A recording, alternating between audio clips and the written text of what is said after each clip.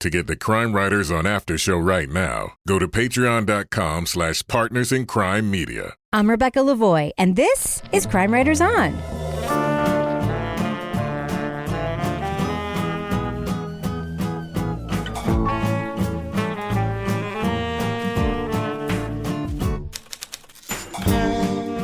Crime Writers On is the original true crime review podcast that digs into true crime, pop culture, other podcasts. And on this episode, 3 neighbors put their crime fandom to the test in a real-life mystery. But they won't solve just any crime, only murders in the building. We'll revisit our 2021 Season 1 discussion of the instant Hulu classic.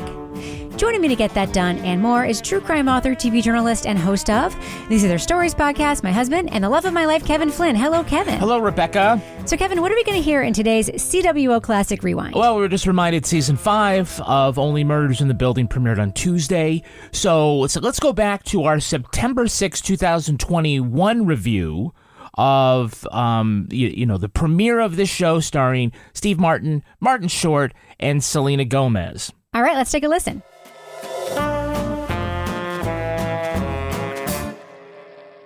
Moving on.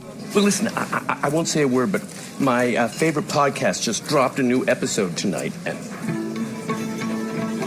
what does Bo have in his mouth? I don't know.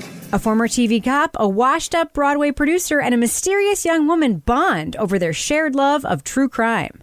When a resident in their expensive New York apartment building dies under suspicious circumstances, the trio start their own investigation. It's suicide. It's textbook. It's not. But No, it's not. So go on ahead and enjoy your cute little lives. And be glad that you still have one. You goddamn true crime fucking numbnuts. Oliver is in desperate need of money. Charles needs companionship, and Mabel has a mysterious connection to the victim. When the police dismiss the death as a suicide, the group does what any true crime fans would do. They start their own podcasts. we could multitask a little bit. Silo out a second investigation, do a second podcast. No. We need to focus. Only Murders in the Building. Only Murders in the Building. Welcome to Only Murders in the Building. Hulu's 10-episode Only Murders in the Building stars Steve Martin, Martin Short, and Selina Gomez. The comedy is a send-up of true crime tropes, an old-fashioned whodunit, and an unexpected character study of 3 people confronting their pasts by finding meaning in the present. Now, we are going to be talking about plot points for the first 3 episodes of Only Murders in the Building, so to remain completely spoiler-free, go to the estimated time code in our show notes to hear our thumbs up or thumbs down review. Toby Ball, I hear that you are a fan of my newest Twitter follower, Steve Martin. Are you not? Whoa, what a name drop. If Steve Martin followed me on Twitter, that would make my year. You die, right? I die. Since I was 8 years old, I've been a huge Steve Martin fan. Had all the LPs. Comedy is Not Pretty. Wild and Crazy Guy. So Steve Martin, if you're listening to this true crime podcast, please follow Toby Ball. I've never at Toby asked Ball for NH. I've never asked for anything on this podcast. He only follows this is my 300 people. So 370. When he followed me, he followed 375 people. 373 of which were famous, and the other 2 were Crime Writers On and Rebecca Lavoie. Oh, really? Yeah. So anyway, when I was in middle school, my buddies Terrence and Martin and I could just recite every word. We could in unison do all his bits and stuff. And he's consistently just does interesting things. He's multi-talented. He can play the banjo. He can dance. He's a good writer. And the all concertina, apparently, too. He can concertina. He plays a mean concertina. Although I agree with his fellow podcasters that maybe that's not the best noise for the podcast. Tim Kono was murdered by someone in this building, which means... Okay, I'm sorry, cut. What's the matter? You are scoring a murder mystery, not DJing a hobbit's wedding. The concertina can be very haunting. It transports. Yeah, well, it transports me back to 1800s Ireland. Kevin, can we just say, in the first few minutes of this show, there is straight up a scene that is Crime Writers On. It is not Ray. Too obvious. Exactly. Absolutely. Listen, I'm just relieved that something of Becky Butler showed up somewhere. I almost forgot who went missing. I took too long with it.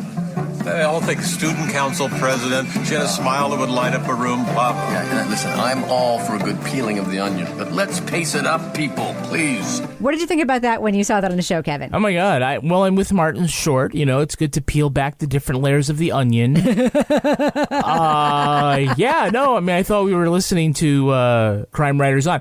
But, I think it's true that true crime fans do like to pull apart not only the mystery, but of course how the stories are told as well. And I like to think that, our listeners are really into that part of it as well. So, I just thought it was a very charming scene, and obviously it meant a lot to us. I think the four of us personally. I secretly wondered, does somebody who works in the show actually listen to our podcast? I thought that, but then I thought... Well, probably Steve Martin, right? I don't know. He's the writer, so... Can you imagine? Can you even imagine?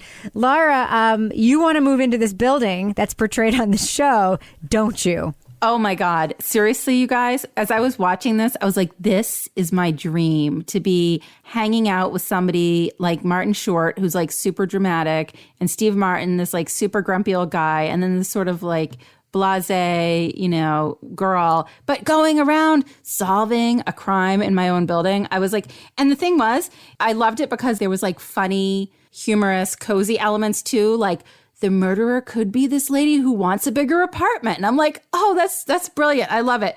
But I just found this eccentric mix of people in the building, from the cat guy who's covered in all his cat hair to the lady that's the manager who's I'm just here because insurance says we have to do this shit.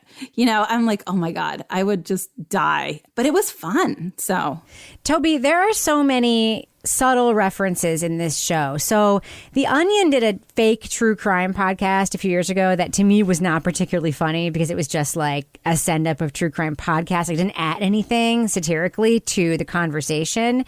This show, in my opinion, adds a lot to the conversation about true crime podcasts and is kind of subtle about it. What did you think of just the way that they, as they talked about on the show, peeled back the layers of the onion of true crime podcasting? They pop up every once in a while. I think there was one at some point they say, oh, episode 2 is when they make you care about the victim. It's you only need to find one person who knows them. That's all you need.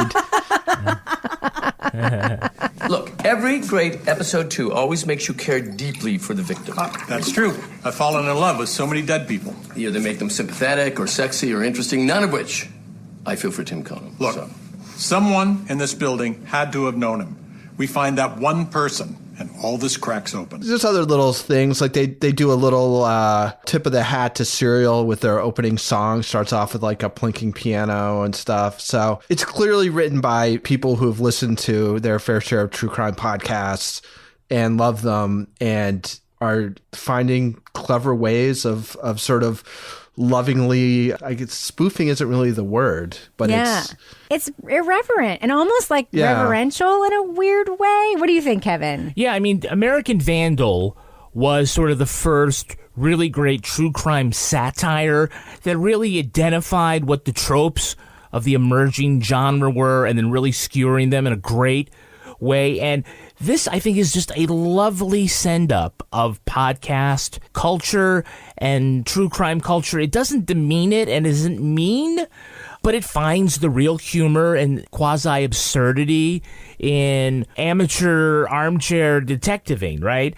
And the characters are really interesting, and they're played so well by these three actors. And I would love to get more into their individual performances. Yeah, let's talk about how understated they were, because it really is beautifully understated. I will say, yes, Martin Short. I was really worried about Martin Short. You have issues with Martin Short sometimes because he overacts a lot, right? And a lot of these things, he's just really chewing the furniture. He's almost like he's doing Ed Grimley all the time. But he is so understated, and then you feel bad for his character because he's in in this financial situation, which is really all about his self-image and whatnot. Because Splash, the musical, didn't work out. Yeah. But I can't get any work, it's been years now. And so I need a little help from someone. You have to sell the apartment. I can't do that. Dad, you cannot keep living like this. It's all I have. It's who I am. And even Selina Gomez is playing it. The last thing that she was in was something I ended up watching all the time, which was The Wizards of Waverly Place on Disney. That's not the last thing she was on. Well, That's the thing you know her from, yeah. There's the last time she was on a TV series, right? And so I always thought that she had a very mature sense of humor, a sense of timing for, which was just this factory of teen actors. And she brings it here. She also is very understated and vulnerable. At the same time, she is cuttingly sassy. We are different. And I don't need people like you in my life. Fine. Good. So, if you see me around the building, act like you don't know me. Because you don't. Happily. Fuck you.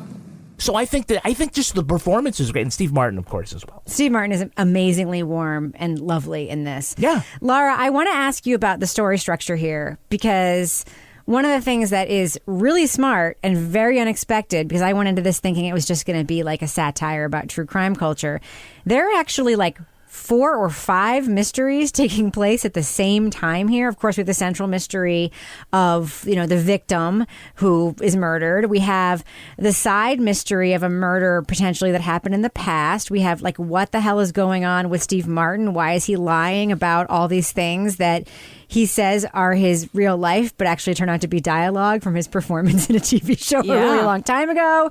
We have Martin Short's family dynamics. We have like, what the fuck is Selena Gomez doing in her aunt's apartment? Like, there's layers and layers. The cat. Yes, what about the omelets? Yes. Yeah. The omelets, that'll come. We'll find out about so many layers of mysteries here. Like, do you like that as much as I do? Why is not everything okay in Oklahoma?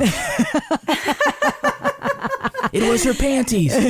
Oh my God. No, I love it, because I think what it does in a funny way for me is it kind of leads me down the path of the killer could be any one of these 3 that are working on this podcast. And, like it could be Selena Gomez, it could be anybody. And I think all these little side stories are out there, and they could just be like red herrings. Like this could be just like, we're just throwing red herrings everywhere. Like, it just keeps it fun, because like some of these things are just so bonkers that you're like, oh, this can't be anything. You're like, maybe it is. And then it's going to be even more amusing if that's something that actually ends up being a plot point that comes into play when the big reveal happens, if the big reveal happens. But like Sting in the elevator? Oh my God. I'm like, I hope Sting's the killer. Please, your dog. Yes, I'm sorry. Control him. I'm sorry. When he's just a big fan. I don't like dogs. Do you have a dog? I have a dog. I don't like him either. I have to say, back to Martin Short, the dog in the buggy. I mean, this is why I want to live in that building. I mean, I would be next to him and his dog in the buggy with a cat or 2 in the buggy. Toby, he would be on board with this as well. I know it. Yeah, well, Toby, you think that maybe the characters in the show like are representative of us in some weird way, or could be? Like, who's who of us on this show, Toby? I don't want to name anything other than I think that Laura was the one that was hardest to find a matchup with, and I thought maybe the head of the Apartment Tenants Association or whatever. Yes, the co-op association. Bunny. Yes. She was brutal, that lady. She was hilarious. Toby, I do want your thoughts on sort of the mixed tones of this, though, because as we were just talking about, it's not just a send-up. There's a lot going on. Packed, by the way, we've only watched 3 episodes. They're all very short. So we've watched, like an hour and 15 minutes or whatever of this show, and so much is happening.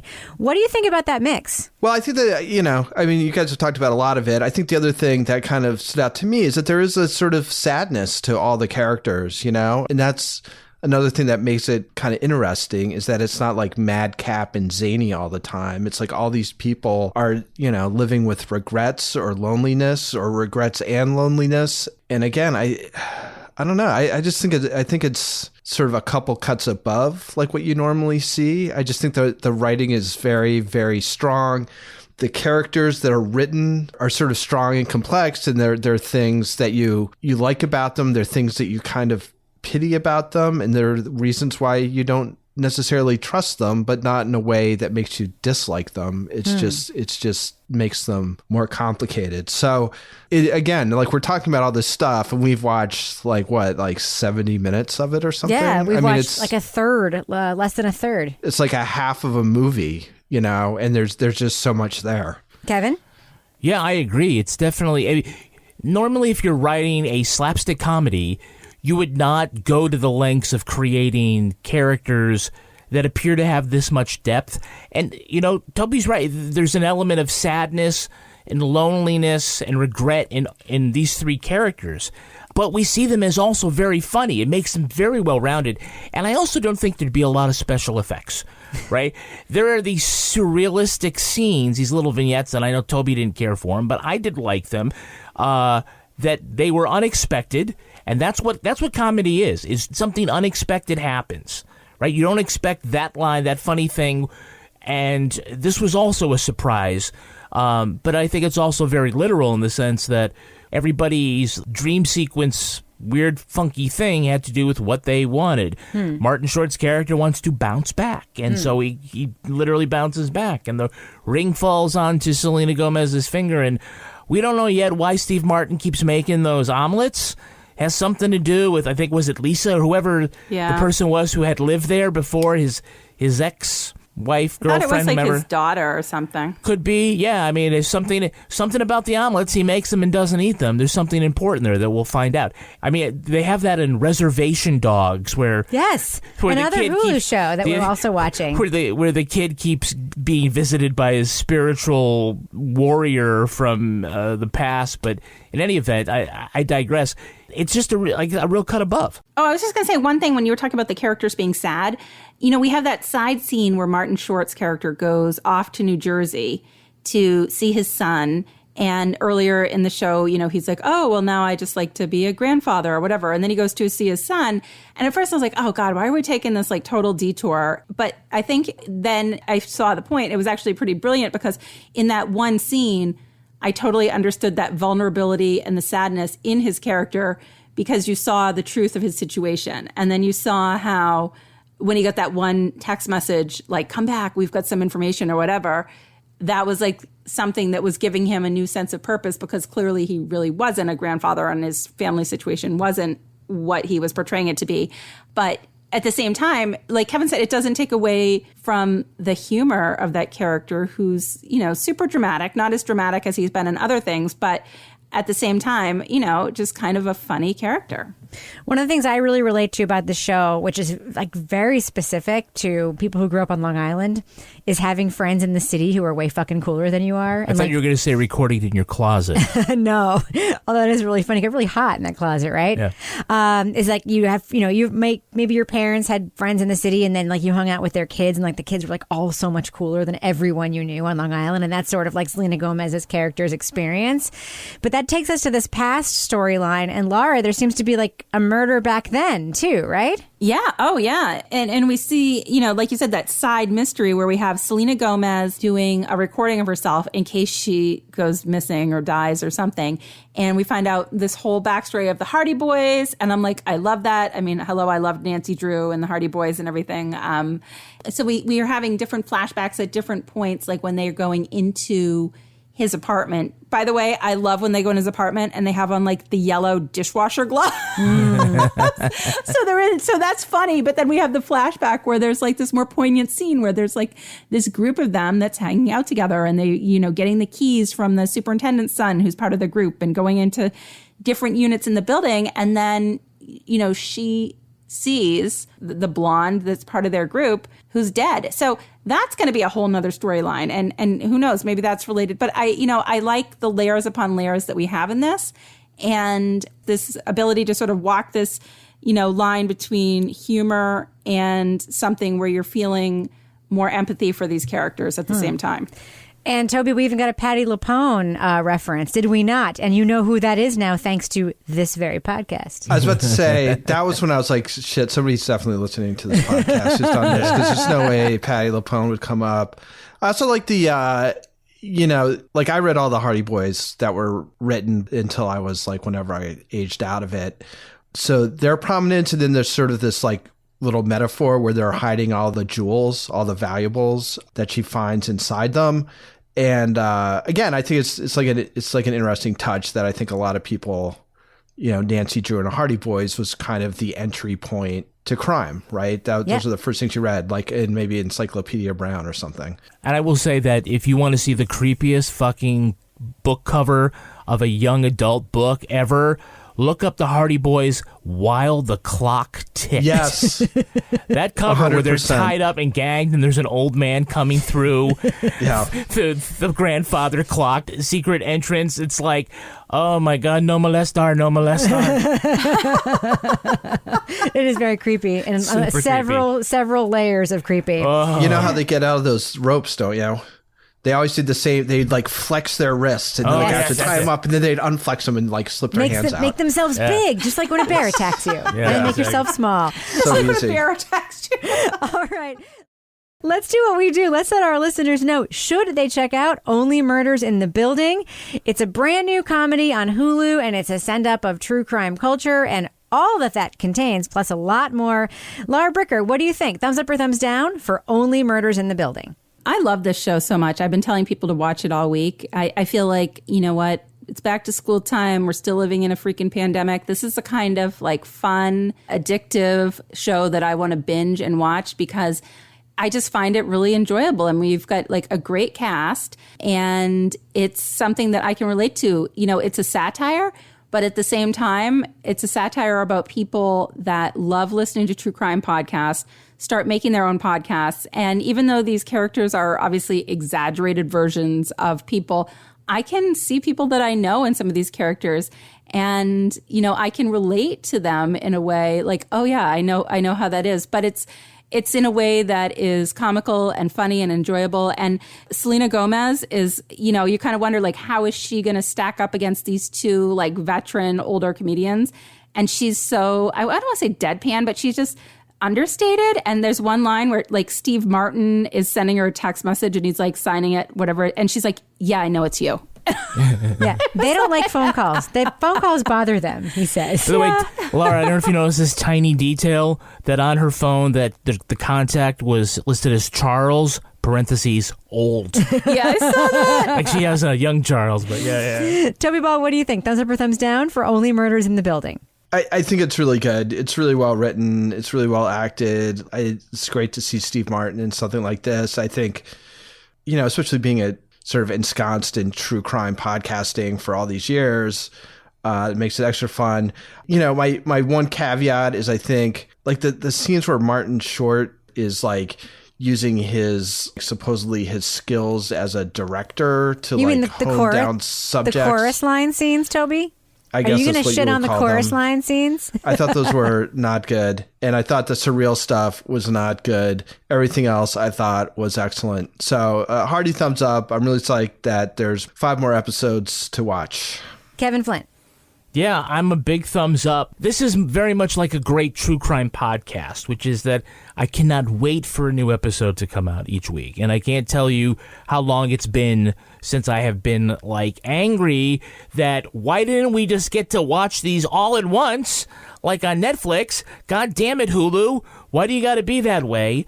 But, you know, I just cannot wait for the next episode of Only Murders in the Building because, you know, it knows what great podcasts know, that it's really not about the crime. It's about the people and the journey, right? And so while in the end we're going to have to find out who done it, it really is about these 3 people. And they're played so well and they're so likable. Selina Gomez just blows me away because not only is she funny, but all of a sudden she gets really vulnerable and her eyes well up and it's like, whoa, is this even the same person? I can't say enough about the performances and man, all of the little bits about them recording, they're running around trying to record people and get their permission to be recorded. Which you don't need in New York, by the way. You don't? You look that up? No, New York is a one-party consent state.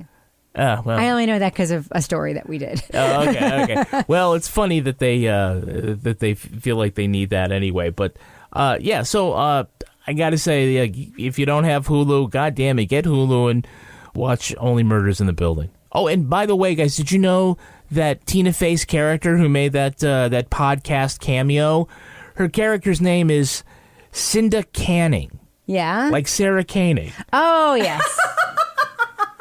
Yes, that makes a lot of sense.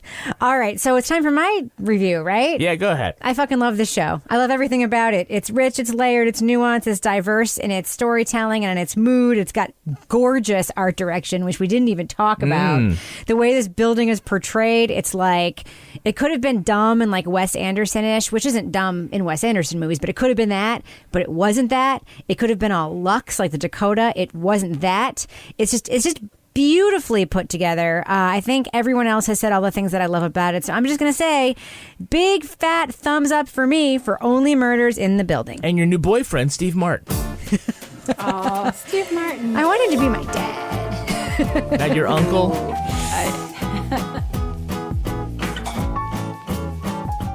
That's great. By the way, good luck to Martin Short, who on Sunday will be at the Emmy Awards. And I mean, you talk about a great comedy. Only Murders in the Building has 8 Emmy wins so far, 59 nominations, 16 Golden Globe nominations over its previous 4 seasons. So really fantastic. And as we say, not just funny because it was about podcasting for first, that first season really kind of leaned into sort of all the, I'm going to say, the tropes of true crime podcasting. What are the stakes? But yeah, sort of, from a place of love, and it has grown and gone other places in the world of murder mystery. But it still remains one of our favorites, and I can't wait to see the rest of season 5. I think because the relationship between the 3 leads, right? It's the heart of the show. Yeah, right? Absolutely. Yeah, we talk about and just like us. Just like us. Yeah, fantastic. You can't swap out Lara Bricker for Eva Longoria. It's just not going to work. Nope. It's just not going to work. All right, Kevin, does that do it? Yeah, that does it for us. This show was recorded in Studio C, the closet in our New Hampshire basement, where Steve Martin still has a standing invitation to narrate this podcast. On behalf of all the crime writers, thanks so much for listening. We will catch you later.